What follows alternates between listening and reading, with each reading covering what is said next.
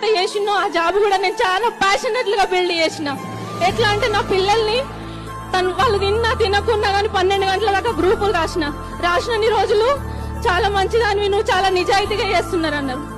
కానీ బయటకు వచ్చిన తర్వాత ఏముందంటే ఇంత పెద్ద అవమానం. కానీ చూడండి, మా సార్కి ఒక 5 years నేను వెనకాల నీ వెనకాల నేనున్నా అని నిలబడ్డందుకు నన్ను ఈ రోజు మా సార్ మహారాణి లాగా తను పక్కకు నిలబడ్డాడు, తీసుకొచ్చిండు. కానీ అక్కడ జీతమే వచ్చిందండి. ఇక్కడ చాలా మంది జాబులు చేస్తున్నారు, జాబులు చేస్తే జీతమే వస్తుంది కానీ జీవితం మారదు. కానీ ఒక్కసారి టీయూసీడీ ఇక్కడ నిలబడండి, జీవితం అంటే ఏంటో తెలుస్తుంది.